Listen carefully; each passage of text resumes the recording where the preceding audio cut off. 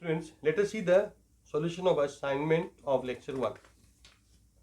तो first question में क्या है कि आपको सेट ए और बी गिवन है और एफ ऑफ ए का मतलब होता है ये निकाल ली। तो एफ ऑफ ए का मतलब है range of the function on domain A. तो आपको सेट ए गिवन है, फंक्शन एफ एक्स गिवन है, तो आप -1 में वैल्यू निकालना है तो -1 यहाँ पुट कीजिए और यहाँ पे पुट कर दो -1 की, है ना। -1 का स्क्वायर -1 -2 इस तरह आ जाएगा वैल्यू। तो हर नंबर पे सेट ए के हर नंबर पे हर एलिमेंट पे वैल्यू निकाल लो, फंक्शन की वैल्यू निकाल लो, मतलब इमेज निकाल लो। तो एफ ऑफ ए का मतलब सेट ऑफ इमेजेस हो जाएंगे। ठीक है, अब तुम देखो कि -1 बी में है लेकिन -1 एफ ऑफ ए में नहीं है, इसका मतलब दोनों सेट सेम नहीं है। एक्चुअल में एफ ऑफ ए क्या है, प्रॉपर सबसेट ऑफ बी है। अब सेकंड में क्या है, फंक्शन को हमें दिखाना है as a set of ordered pair. तो ऑर्डर्ड पेयर में first element pre image, second element image, तो -1, 0 ऐसा हो जाएगा। तो दिखा दो फिर 0, -2, तो सभी ऑर्डर पेयर दिखा दो, सही हो जाएगा, मतलब फंक्शन बन जाएगा, मतलब सेट ऑफ ऑर्डर पेयर में आ जाएगा, जिससे रिलेशन जैसा है ना।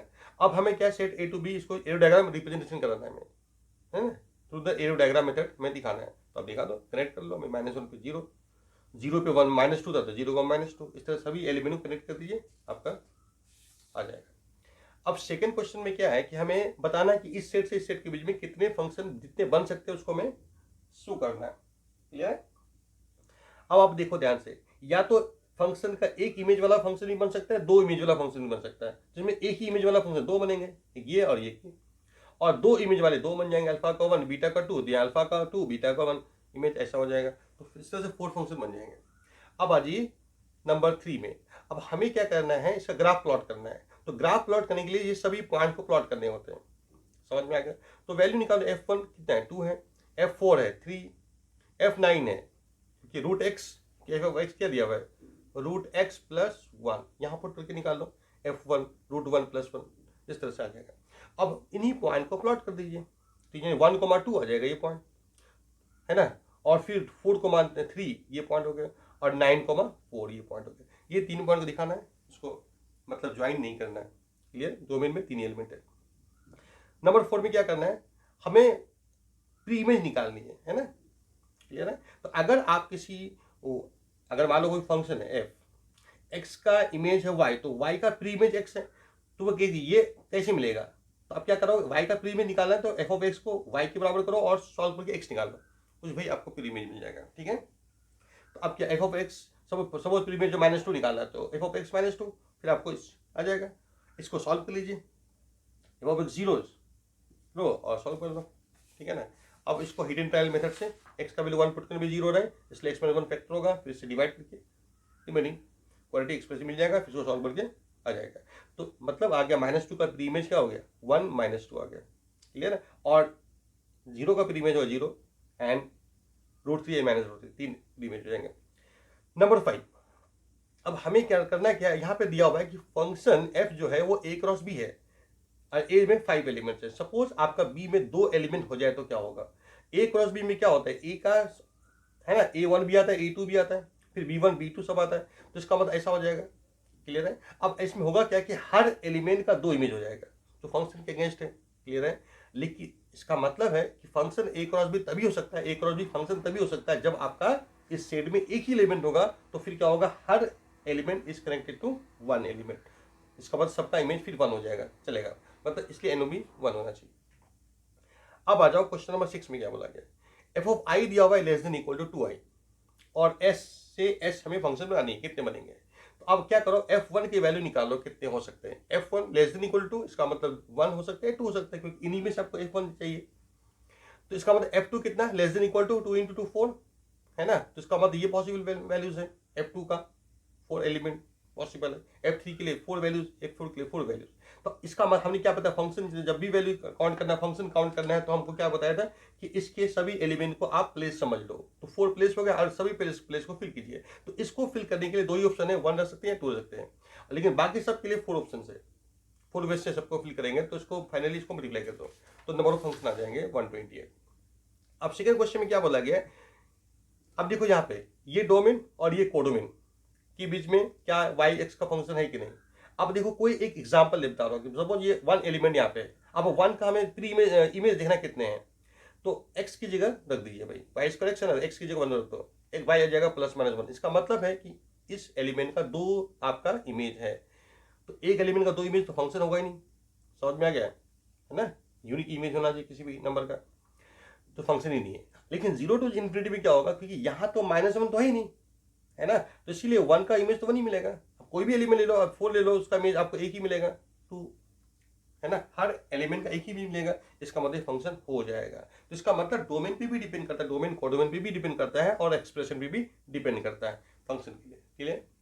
अब क्वेश्चन नंबर 8 में बोला गया है कि भाई इसमें बताना है कि ऐसे फंक्शन बताओ जिसमें बी का कोई ना कोई प्री इमेज होना चाहिए, बी का कोई ना कोई प्री इमेज होना चाहिए।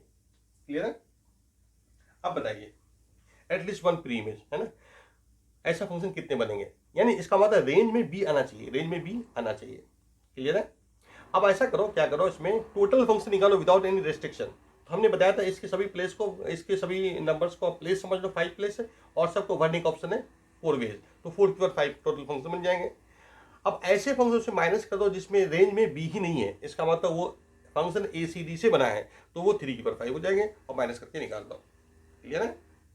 ऐसे फंक्शन में क्या होंगे, बी आपका इमेज में ही नहीं आएगा, तो वो माइनस हो गया, तो बी वाले इमेज जो रेंज का रेंज में बी रहेगा वो आ जाएंगे। अब आ जाओ 9 नंबर में, फर्स्ट डोमेन निकालनी है आपको, फर्स्ट पार्ट ये है। तो अब बताओ कि जो भी आपका रूट के अंदर एक्सप्रेशन है ये कैसा होना चाहिए, है ना, पॉजिटिव होना चाहिए, रूट के अंदर पॉजिटिव होना चाहिए, और 0 भी हो सकता है, लेकिन रूट नीचे है तो 0 करोगे तो फिर 1/0 अनडिफाइन हो जाएगा, इसलिए 0 नहीं लेना है, तो पॉजिटिव बस करना है। अब इसको सॉल्व करने के लिए बेबी कर्व मेथड लगा दो, आ जाएगा आपका आंसर। नंबर सेकंड में क्या है कि इसका आप बताओ डोमेन क्या है, आ रहा है, कोई भी रियल नंबर पुट कर सकता है, एक कोई भी नंबर पुट कर सकते हैं, इसका वैल्यू रियल आ जाएगा, इसका वैल्यू भी रियल आ जाएगा, इसका भी आर है, इसका भी आर है, तो इसका इंटरसेक्शन लोगे आर हो जाएगा, क्योंकि अलजेब्रा में देखा था इन दोनों का इंटरसेक्शन लेना पड़ेगा कि रेशियो फंक्शन है। क्लियर है। और उसमें क्या करना होता है, इनका इंटरसेक्शन में आर हो गया, उसमें से माइनस करना होता है कि इसकी वैल्यू जहां पे 0 होगी, इसकी वैल्यू 0 कहां होगी, 2 3 पे होगा, तो ठीक है, तो इसमें से 2 3 माइनस कर दो, आ जाएगा आंसर। अब नेक्स्ट आते हैं इसमें, एफ इज √x - 1 बाई इतना, तो अब इसका मतलब इसका डोमेन क्या होगा, अब इसका डोमेन, इसका रूट में है तो इसका क्या होगा, ग्रेटर इक्वल टू 0 होगा, है ना। अब इसका डोमेन क्या होगा, ऑल रियल नंबर। अब इसका इंटरसेक्शन निकालोगे क्या होगा, यही आएगा। क्लियर है। और उसमें से माइनस क्या करना पड़ेगा जहां पे 0 होगा, तो 1 माइनस कर दिया, ये आपका, या इसको ऐसे भी लिख सकते हैं, ठीक है ना। अच्छा, कोई क्या कर सकता है गलती इसमें, इसको √x का स्क्वायर कर दिया, -1 का स्क्वायर कर दिया, या फैक्टराइज करके एक कैंसिल कर दिया, तो उसको क्या लगेगा, 0 से इन्फिनिटी रेंज हो गया, डोमेन हो गया, है ना, क्योंकि अब ये तो 0 होगा नहीं। लेकिन ऐसा नहीं कर सकते, क्योंकि अब देखो कि 1 पुट करके देखो, अब F1 क्या होगा, 0/0 बन जाएगा, यानी अनडिफाइंड है। समझ में आ गया, इसका मतलब 1 डोमेन में नहीं है, 1 नहीं छोड़ सकते, मतलब 1 हटाना पड़ेगा। ठीक है। अब 4th नंबर पार्ट में क्या है, 4th नंबर पार्ट में देखो ध्यान से आप, ठीक है। अब ये देखो ध्यान से, ये यहाँ भी रेशियो फंक्शन है, तो ये जो है ना, ये क्लियर है, 0 नहीं होना चाहिए, इसका मतलब x का वैल्यू -3 नहीं होना चाहिए, और यहाँ पे x² - 4 0 नहीं होना चाहिए, तो मतलब रूट के अंदर पॉजिटिव होना पड़ेगा, तो इसको बेबी कर मेथड सॉल्व करके ये मिल जाएगा, और उसमें से -3 को हटा दो। क्लियर है, आपका ये जाएगा आंसर।